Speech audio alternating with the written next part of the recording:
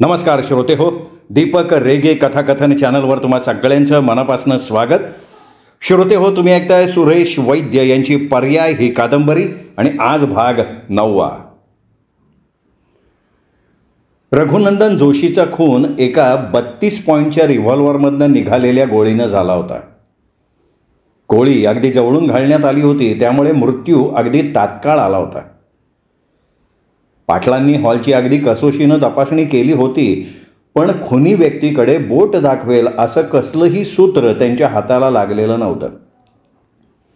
पाटलांनी रघुनंदन जोशीचा सेक्रेटरी या नात्यानं सोहनीला दमात घ्यायचा प्रयत्न केला होता.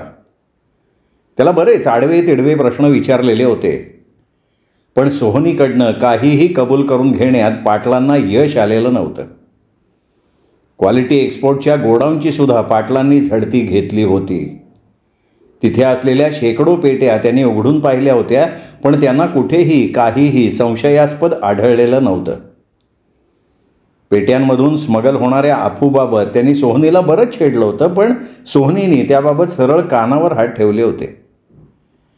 अफूच्या पेट्या गोडाऊनमधून उचलून त्यांनी त्या दुसरीकडे कुठेतरी पोचवल्या होत्या, ही गोष्ट तर त्यांनी स्पष्ट शब्दात नाकारलीच होती. त्याच्या म्हणण्यानुसार त्या संध्याकाळी तो त्या गोडाऊनच्या जवळपास सुद्धा फिरकलेला नव्हता. वॉचमननंही त्याच्या म्हणण्याला पाठिंबा दिला होता. पाटलांनी त्या वॉचमनलाही दमात घ्यायचा प्रयत्न केला होता, थोडाफार पोलिसी हिसकाही दाखवला होता, पण वॉचमन आपल्या जबाबावर ठाम राहिलेला होता. सोहनी साहेब त्या रात्री गोडाऊनमध्ये आले नव्हते आणि गोडाऊनमधनं कसलाही माल त्या रात्री बाहेर गेला नव्हता, ह्याच आपल्या म्हणण्याला तो चिकटून राहिलेला होता. शेवटी सोहनी विरुद्ध कसलाही चार्ज ठेवणं शक्य नाही हे लक्षात आल्यावर पाटलांनी नाईलाजानं त्याला हेडक्वार्टर्समधनं जायची परवानगी दिली.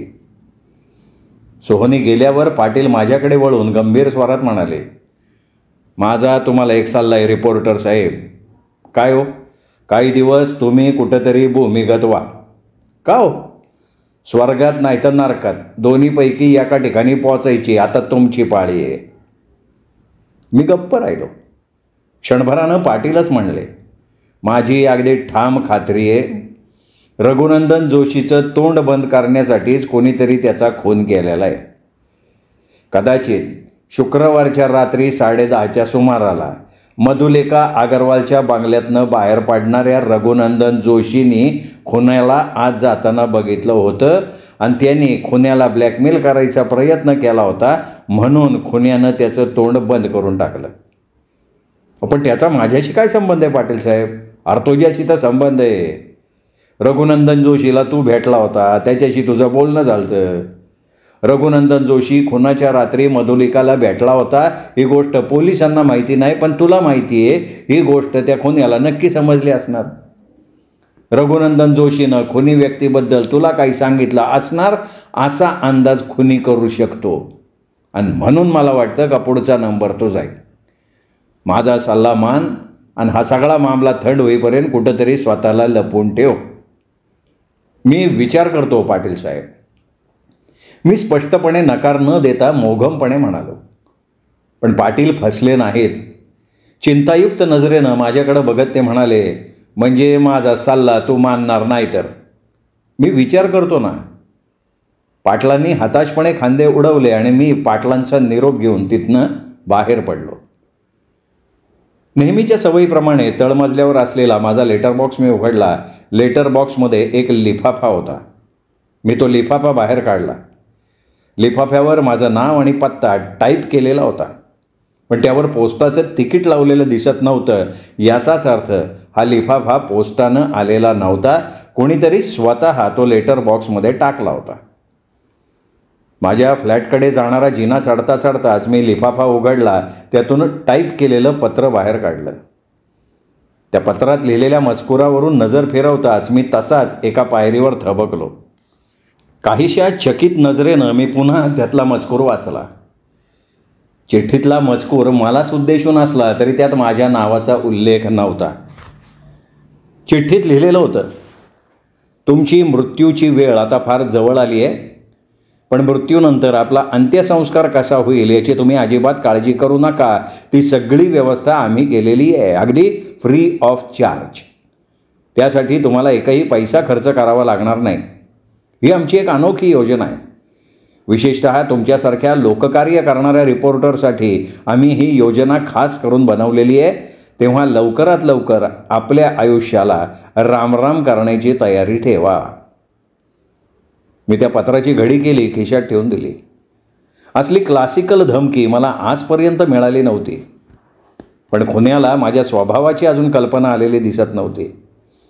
या धमकीला घाबरून मी केसमधनं अंग काढून घेईन अशी त्याची अटकळ असावी, पण त्याची ही अटकळ फोल ठरणार होती. त्याचं हे धमकीचं पत्र वाचून या केसच्या मुळापर्यंत पोचायचं मी आणखीनच ठामपणे ठरवून टाकलं. मी फ्लॅटचं दार उघडून आत शिरत असताना हॉलमधल्या फोनची बेल वाजायला लागली. मी झटकन पुढे झालो, रिसिव्हर उचलला. हॅलो, मिस्टर विक्रम?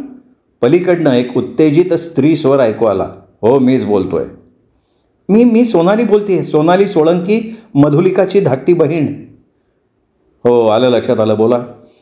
विक्रम साहेब, मला तुम्हाला भेटायचं आहे. हो. कशासाठी? ते मी तुम्हाला प्रत्यक्ष भेटीत सांगेन.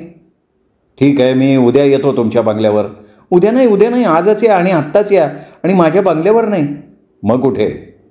आत्ता 11 वाजलेत. तुम्ही 11:30 बांद्र्याच्या रेल्वे स्टेशनवर 1 नंबरच्या प्लॅटफॉर्मजवळ बुकस्टॉलकडे या.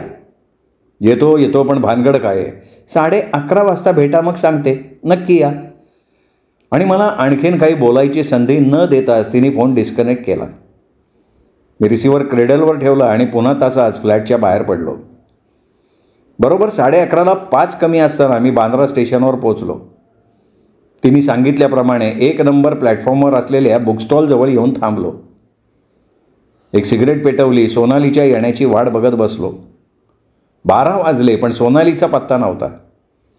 वेळ घालवण्यासाठी मी बुकस्टॉलवरची पुस्तकं चाळली. एकामागून एक सिगरेटी ओढत सगळं पाकिट रिकामं झालं. सोनाली आलीच नाही.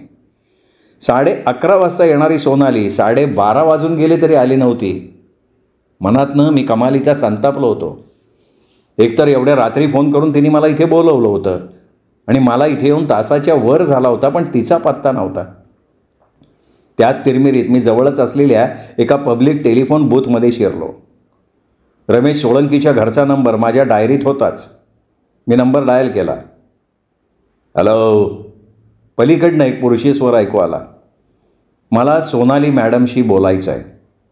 आवाजावर कमालीचं नियंत्रण ठेवत मी म्हणालो, यावेळी. नाराजीच्या स्वरात तो पुरुष स्वर उत्तरला, हो, याच वेळी. मी कठोर आवाजात म्हणालो, मी पोलीस हेडक्वार्टरमधनं बोलतोय. दुसऱ्या बाजूला क्षणभर शांतता पसरली. मग मला सोनालीचा आवाज ऐकू आला. हॅलो, कोण? मी विक्रम बोलतोय. हो, बोला. मी अजूनही बांद्रा रेल्वे स्टेशनच्या प्लॅटफॉर्मवर आहे. 1 सेकंदासाठी मी तिथून बाजूला गेलेलो नव्हतो. बरं, मग हे मला का सांगताय तुम्ही? मॅडम, तुम्ही इथे 11:30 येणार होतात आणि आता 12:30 वाजलेत. 11:30 वाजता मी बांद्रा रेल्वे स्टेशनवर येणार होते? सोनालीचा चकित आवाज ऐकू आला. अहो, पण कशासाठी मी येणार होते? मला भेटायला. तुम्ही शुद्धीवर आहात ना मिस्टर विक्रम? अर्ध्या रात्री मला झोपेतनं उठवून तुम्ही ही काय फालतू बडबड चालवली आहे? तुम्ही मला फोन केला नव्हतात? नाही. तुम्ही मला 11:30 वाजता बांद्रा रेल्वे स्टेशनवर भेटायला यायला सांगितलं नव्हतं? अहो, मी कशासाठी तुम्हाला भेटायला बोलवेन? ते रेल्वे स्टेशनवर आणि एवढ्या रात्री? सोनालीने मलाच उलट प्रश्न केला. क्षणभर माझ्या तोंडून शब्दच फुटला नाही. हे काय गौड बंगाल होतं? पण फोन सोनालीनंच केला होता याची मला खात्री होती. सोनालीचा आवाज ओळखण्यात माझी अजिबात चूक झालेली नव्हती. मग ती नक्की खोटं बोलत होती. मॅडम, माझ्यासमोर तुमची ही चालूगिरी चालणार नाही. तुम्ही मला मूर्ख बनवण्याचा प्रयत्न करताय. पण मी गुड नाईट मिस्टर विक्रम. आणि पलीकडनं रिसिव्हर क्रेडलवर ठेवण्याचा आवाज आला. मी क्षणभर रिसिव्हर तसाच हातात धरून उभा राहिलो. मग रिसिव्हर हुकला लटकवून बूथमधनं बाहेर पडलो. माझं डोकं भिन्न झालं होतं. एकदा मनात आलं सरळ सोनालीच्या बंगल्यावर जावं आणि तिला चांगलं झाडावं. पण मग हा विचार मी मनातनं काढून टाकला. जी बाई फोनवर माझ्याशी बोलायला तयार नव्हती ती एवढ्या रात्री मला भेटायला अजिबात तयार झाली नसती. मी बांद्रा स्टेशनमधनं बाहेर पडलो आणि सरळ परेराच्या क्लबवर गेलो. क्लबमध्ये फारशी गर्दी नव्हती. 1-2 टेबलांवर रमीचा डाव रंगला होता. त्यातल्याच एका टेबलावर परेरा बसला होता. त्याच्यासमोर बसलेले अन्य 2 मेंबरसुद्धा माझ्या परिचयाचे होते. आओ आओ प्यारे आओ. मला बघताच परेरा म्हणाला, अरे एवढ्या रात्री तू कधी क्लबमध्ये आला नव्हता. काय पुन्हा फ्लॅट मालकाची काय भानगड झाली काय? परेराच्या बोलण्याकडे दुर्लक्ष करत मी एक खुर्ची ओढून परेराच्या शेजारी बसलो. जोसेफ. एका सर्व्हिस बॉयला मी हाक मारली. जोसेफ चटकन माझ्यासमोर येऊन उभा राहिला. रम डबल पेक चटकन घेऊन ये. येस सर, अभी लाता हूं. जोसेफ तत्परतेनं म्हणाला. साला अनाडी समजून मी त्याच्याशी शुद्ध मराठीत बोलतोय आणि हा साला राष्ट्रभाषेत मला उत्तर देतोय. अरे आपल्या देशाची राष्ट्रभाषा हिंदी आहे याची त्याला कल्पना आहे. समोरचं पडलेलं परेराचं सिगरेटचं पाकिट उचलून मी त्यातनं एक सिगरेट काढून पेटवले. 2 कश घेतले आणि मग तोंड वेडं वाकडं करत सिगरेट ॲस्ट्रेट टाकली. फुकटच्या मालाची किंमतच कळत नाही, परेरा हलक्या आवाजात म्हणाला. काय म्हणाला तू? मी डोळे वटारत परेराकडे बघितलं. काही नाही, कुणीतरी तुला चांगला हात दाखवलेला दिसतोय. हो ना, काय सांगतोयस खरं? अरे सांगितलं ना तुला हो म्हणून. जोसेफ माझ्यासमोरचा रमचा ग्लास घेऊन गेला. माझंही पत्तेवाट. चालू गेम संपताच मी म्हणालो, आता माझा घाटा पूर्ण होईल. समोरचा एक जण परेराला हसून म्हणाला, तो कसं काय? आता रिपोर्टर साहेब आहेत र, नक्कीच हारणार मग मी. मी काही बोललो नाही. साधारण 2 वाजेपर्यंत मी तिथे रमी खेळत राहिलो. तोपर्यंत माझा राग हळूहळू शांत झाला होता. रमने माझा गेलेला मूड परत आणला होता, पण त्याचबरोबर मी फक्त 10 रुपये हरलो होतो. त्यांनीही बराच फरक पडला होता. नाहीतर मी कमीत कमी 100 रुपये तरी हरण्याची मनाशी तयारी केली होती. 2च्या सुमाराला मी क्लबमधनं बाहेर पडलो तेव्हा मी पूर्ण नॉर्मल झालो होतो. माहीमला माझ्या फ्लॅटवर परतताना संपूर्ण रस्ताभर मी एकच विचार करत होतो की सोनालीचा आवाज ओळखण्यात खरोखर तर माझी चूक झालेली नव्हती ना. हा विचार करत असताना सोनालीच्या संदर्भातली अचानक एक गोष्ट माझ्या लक्षात आली. मधुलिकाच्या बंगल्यातल्या बेडरूममध्ये मी त्या दिवशीचा न्यू इंडिया टाइम्सचा पूर्ण अंक पाहिला होता. पण जेव्हा पाटलांबरोबर तो अंक बघण्यासाठी मी बेडरूममध्ये गेलो होतो तेव्हा अंकातली केवळ मधली 4 पानंच तिथं होती. बाहेरची 4ही पानं तिथे नव्हती. आणि त्यावेळी बेडरूममध्ये फक्त सोनालीच होती. दुसरं कुणीही त्या बेडरूमकडे फिरकलेलं नव्हतं. याचा अर्थ अंकाची ती 4 पानं गायब होण्याची सोनालीचा तर काही संबंध नव्हता. त्या संदर्भात काहीतरी सांगण्यासाठी तर सोनालीने मला फोन केला नव्हता ना. पण ती तर आपण फोन केलाच नाही असं म्हणत होती. नाही, सोनाली नक्की खोटं बोलत होती. पण का? आणि त्या वर्तमानपत्रातल्या 4 पानात असं विशेष महत्त्वाचं काय होतं? विचारांच्या तंद्रीत मी माझ्या फ्लॅटच्या इमारतीसमोर आलो. पार्किंग प्लेसमध्ये मोटरसायकल लावून दुसऱ्या मजल्यावर असलेल्या माझ्या फ्लॅटसमोर आलो. दार उघडण्यासाठी मी खिशातनं चावी काढली. पुढे झालो, पण चावीची गरजच नव्हती. माझ्या फ्लॅटचं दार उघडंच होतं. क्षणभर विचारी नजरेनं मी त्या उघड्या दाराकडं बघतच राहिलो.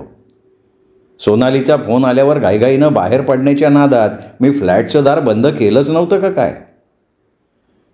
चावी खिशात टाकून मी पुढे झालो. सावधपणे फ्लॅटच्या दारातनं आत शिरलो. मी दारातनं जेमतेम 2 पावलं आत टाकली असतील, अचानक दाराच्या आड उभ्या असलेल्या एका सावलीनं मला जोरदार धक्का दिला. त्या अनपेक्षित धक्क्यानं मी मागे धडपडलो आणि त्याच संधीचा फायदा घेत ती सावली दाराच्या दिशेनं धावली. स्वतःला सावरून मी त्या सावलीला पकडण्याचा प्रयत्न केला. माझ्या हातात त्या सावलीचा पाय आला होता. सावली दाराच्या चौकटीजवळ तोंडावर आपटली. मी पाय सोडून तिला मागून पकडण्याचा प्रयत्न केला, पण सावली चपळाईनं उठून उभी राहिली. मीही उठून उभा राहिलो, पण त्याचवेळी सावलीचा हात हवेत फिरला. एक जबरदस्त ठोसा माझ्या तोंडावर बसला. क्षणभर माझ्या डोळ्यांसमोर अंधार पसरला. त्याचा फायदा घेत आणखीन एक ठोसा माझ्या पोटात बसला. पोट दाबत मी खाली वाकलो. सावली पुन्हा दाराच्या दिशेनं धावली. मी आंधळेपणानं हवेतच हात फिरवले. यावेळी सावलीच्या कोटाच्या एका खिशात माझा हात पडला. टर्र करत कापड फाटण्याचा आवाज आला आणि कोटाचा खिसा फाटून माझ्या हातात आला. सावली वळली. तिने एक जोरदार लाथ माझ्या छातीवर मारली. त्यावेळी मात्र मी स्वतःला सावरू शकलो नाही. माझं डोकं दाराजवळच्या भिंतीवर आपटलं आणि मी जमिनीवर सपशेल आडवा झालो. काही क्षण मी तसाच निश्चित पडल्यासारखा झालो. स्वतःला सावरून मी पुन्हा उठून उभा राहीपर्यंत ती सावली फ्लॅटच्या बाहेर पडली होती. मी तसाच धडपडत बाहेर आलो. 2-2 पायऱ्या गाळत खाली आलो. इमारतीच्या बाहेर येऊन दोन्ही दिशेला बघितलं. रस्ता पूर्णपणे निर्मनुष्य होता. निराश होऊन मी पुन्हा जिना वर चढून आलो.